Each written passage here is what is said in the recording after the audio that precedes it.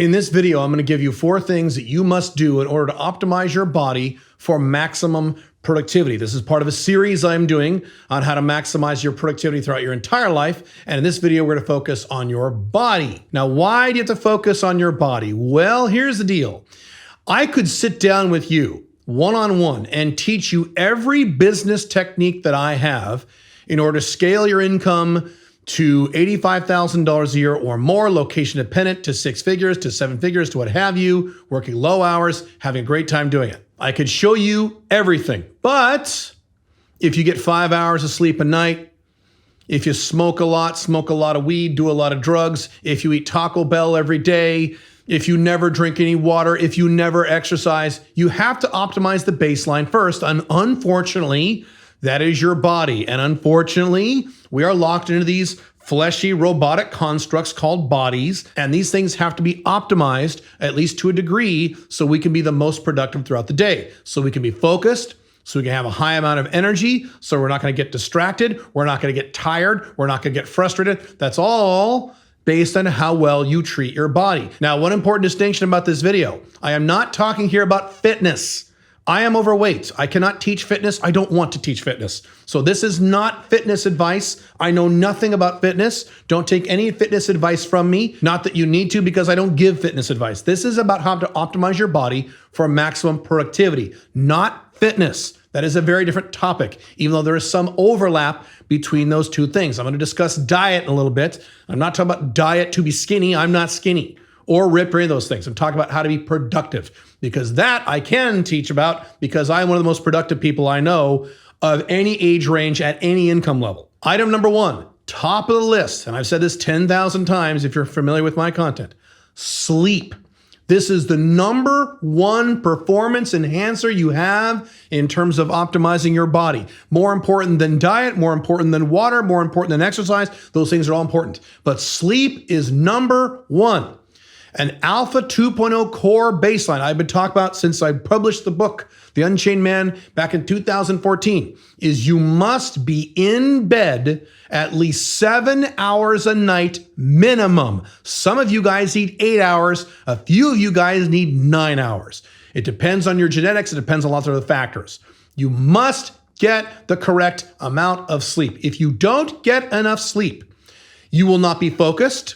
You will get more tired in the afternoon. You will be more irritable and pissed off. I know for a fact one of the reasons that Americans and many non-American Westerners like Canadians, Western Europeans, things like that, are so angry today is because they're not getting enough fucking sleep. If every American was in bed at least 7 to 8 hours a night, you would see the amount of anger in America drop by at least 60 or 70%. And I'm not exaggerating, and I'm not making a joke. People who don't get enough sleep are irritable assholes. Do you want to be an irritable asshole, or do you want to be happy? I choose happiness, so I get my sleep. I'm in bed 8 hours and 15 minutes every night. Sometimes 8.5 hours, usually 8 hours and 15 minutes. That's what I need. I've done various testing. I have on my finger an Oura ring. This costs $300. This is the best $300 you will ever spend. This tells you exactly how much sleep you're getting every night. It gives you readouts on how much you're tossing and turning, your sleep effectiveness, when you fall asleep, when you wake up. You get all the data from this ring, and it's awesome. This ring has changed my life. Every morning I check my stats. It only takes a second to see how well I slept that night. Matter of fact, I'm going to put on the screen right here a recent screenshot from my phone. I have the highest sleep efficiency rating you could probably get without taking some kind of drug that knocks you out.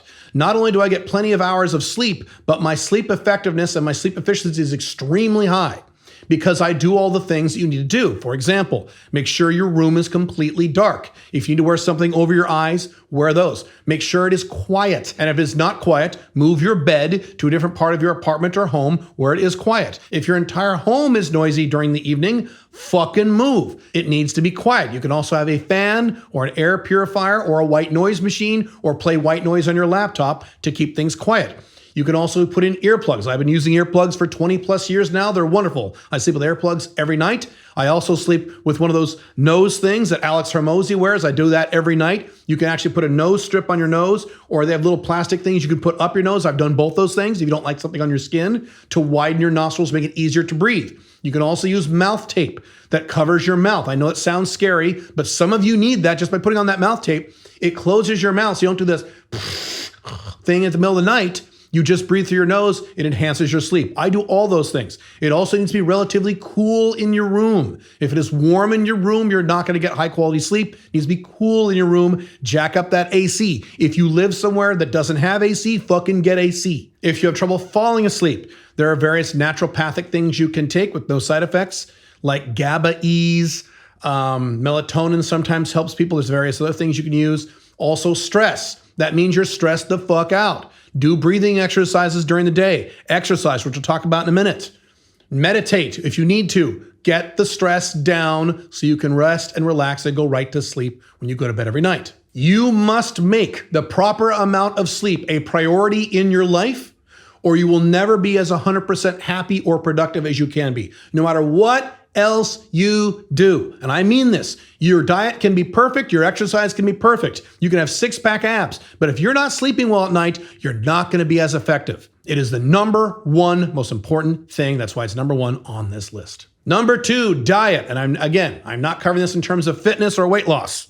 Certainly not. I'm covering this in terms of productivity. Basically, this comes down to carbs.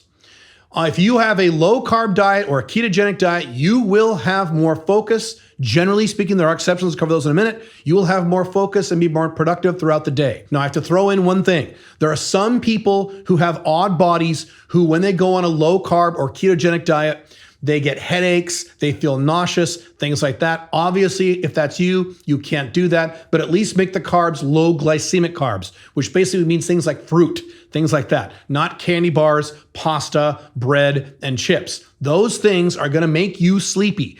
In my book, The Unchained Man, at alphamalebook.com, I talk about a little thing in there when I was first losing weight back years ago. I was on a ketogenic diet and I felt really great, had plenty of energy, but I wanted to eat more yummy food. I wanted to eat more pasta and bread.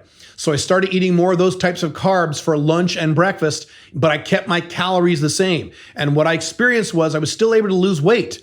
But all of a sudden at about 1 p.m. in the afternoon, I started getting sleepy and tired and lethargic. And I didn't know why this was happening. And I went, oh, well, maybe it's because I'm eating all these carbs. Cut the carbs out, energy all came back, focus came back. I'm not saying you can never eat garbage foods. I certainly do that about once a week. That's fine. I have cheat days and cheat meals. That's all fine. Go ahead and do that. I'm saying if you eat a lot of carbs, especially if they're shitty carbs, you will not be as productive. And the best thing you can do, although this is very difficult in the Western world, is to eat as clean as you can, which means everything non-processed. And that basically means things like meat, fruits, and vegetables.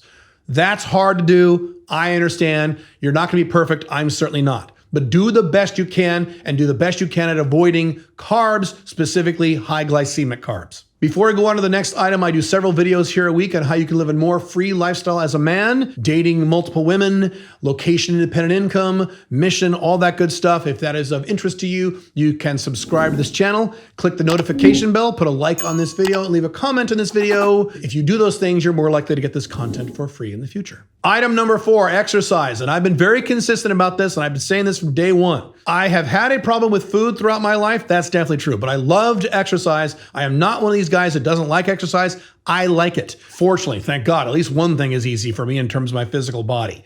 You need to exercise hard at least once every 48 hours. That's the baseline. Now, I say hard, that doesn't mean you're walking on a treadmill or you're on the elliptical and you're talking to your buddy and you're checking your phone. That's not exercising hard. I exercise fucking hard. That means you are sweating, you are panting. If you're lifting weights, after that set, you are trashed. You fall on the ground and go, That's me after I do a set when I lift weights. If you're doing cardio, you're gushing sweat. Your whole shirt is covered in sweat. You are breathing too heavy to carry on a conversation. And that's a good benchmark for cardio. You cannot carry on a normal conversation because you're breathing too hard. That's exercising hard every 48 hours. Once a week ain't going to cut it. Twice a week is barely going to cut it. Once every 48 hours is ideal. Now, one thing about this, you don't want to train too hard. If you lift really heavy weights, if you're doing 5x5s and crap like that, you're really blowing your brains out for an hour at the gym, you will actually be more tired in the day, and that will actually hurt your productivity. If you just stand and walk Okay, that's good for your health, but it's not really good for your productivity. There is a sweet spot in between these two extremes. You don't overtrain and blow your brains out. That'll make you more tired. You don't not exercise because that will make you lethargic and you'll have less oxygen in the brain. You won't be as focused. There is a sweet spot between these two things. It may take you some time to kind of experiment and figure out where that sweet spot is. One more thing on this in terms of exercise. There has been a raging debate on the internet since the dawn of the internet of weights versus cardio. It is so stupid. One side, which is the much bigger side, is, oh my God, don't do cardio. You don't want to be a cardio monkey. Cardio is not good for your muscles. You'll lose muscle mass. You'll lose all your gains. Don't do cardio, plus cardio is boring. Stupid. Then you have the other side of like these marathon runners. You don't need to lift weights. That is a red pill thing. That's a pickup artist thing. You don't need to lift weights. If you get plenty of cardio, that's good for your heart. That's all you need. Also bullshit. You need to do weights, which is training, and cardio, both. Not only for long-term health and long-term longevity, and the data is very clear on this, but also for productivity.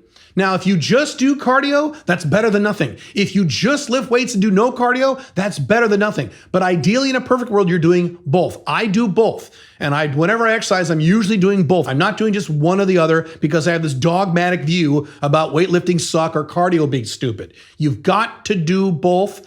Do it enough where you're doing it hard, but not too hard, where you're trashing yourself and you're tired for the rest of the day. Number 4, this is also very important, and this is something the vast majority of humanity is not doing. Water intake. Most human beings are dehydrated. There's an old quote that I really love, and the quote is, "You're not tired, you're thirsty." That's correct. If you are not drinking enough water, and the vast majority of people don't drink enough water, you will be more tired, you will be more lethargic, you will feel more depressed, and it will be harder for you to focus. In other words, you will be less productive. You have to constantly be drinking water all day long. Water or tea, nothing else counts. Let me throw that in there. Milk doesn't count, okay? Coke and Pepsi, those don't count. Gatorade does not count.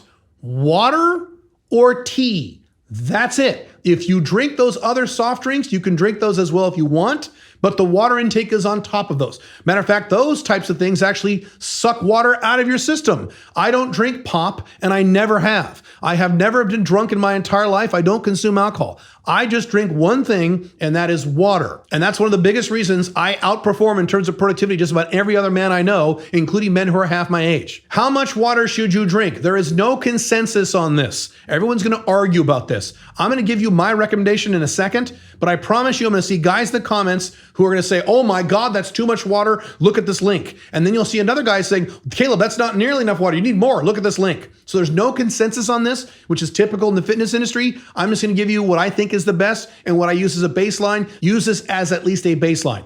70 ounces of water a day, or if you are outside the United States, 2,000 milliliters a day. Just do that. Get a big water bottle with some measurements on it and drink it. That's it. Try not to drink it all in the morning or all at night. If you drink it all at night, you'll be waking up all night and going to the bathroom all night, which will damage your sleep, which is not good. Try to spread it out throughout the day as best as you can. That means that, yes, you'll be drinking water when you're not thirsty. Sorry, that's the way it goes. Do you want to be productive or not? That also means, yes, you'll be going to the bathroom a lot, especially when you first start doing this. I get a lot of complaints. God, Caleb, I'm taking a piss all day long. Yes, your body eventually adjusts and you won't be going to the bathroom quite as often. But the first few days of you doing this, you're going to be running to the bathroom a lot, and that is normal. It's okay. And even after you do this, yes, I go to the bathroom much more than the typical human because I'm drinking a lot more water. The productivity is worth it. I don't fucking care. Suck it up, buttercup, and do the things necessary to improve your life instead of complaining like a bitch. What kind of water should you drink? The best water you can drink is reverse osmosis water. Let me explain generally how this works. Distilled water, if you didn't know what that means that they take water and they boil it. When you boil water, you get steam that comes up out of the water. And at the top of the roof of the room, you get these little droplets, right? What they do is they collect those droplets, and that is distilled water. It is literally nothing but water. There's nothing in it other than the water. You don't want to drink distilled water unless you're doing a temporary cleanse or something, because there's nothing in the water. When you drink it, it will leach out of you all the minerals and vitamins you're taking throughout the day. So distilled water is not good for you. What is good for you, the best water you could drink, is when they take this distilled water and they put back in all the minerals that you would get from natural water in a stream coming off of a mountain, which is what you were biologically designed to drink. That is the best water you can drink.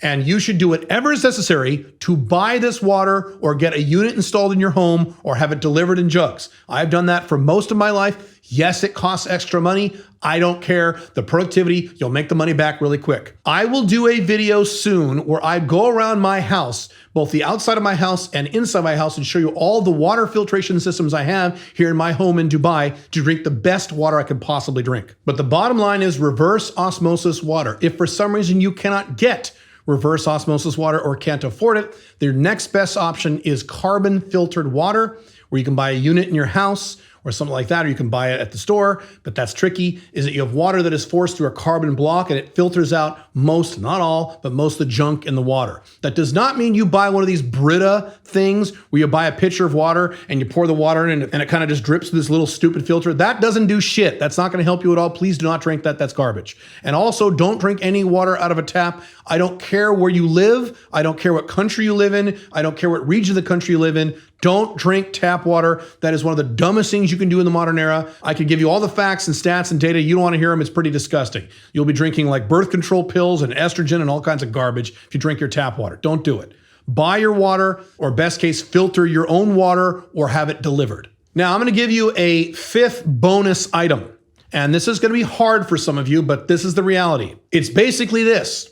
No smoking, no drinking, no drugs. Now, I know I just alienated about 60% of the audience. Wait a minute, I like to drink. Smoking, drinking, or doing drugs will damage your productivity more than just about anything else, including and up to not getting enough sleep. If you smoke a lot of cigarettes, if you smoke a lot of weed, if you get drunk often, if you drink often, if you do drugs, including drugs you think are no big deal like marijuana, all of these things will damage your productivity. One of the biggest reasons I am as productive as I am is I don't do any of those things, and I never have.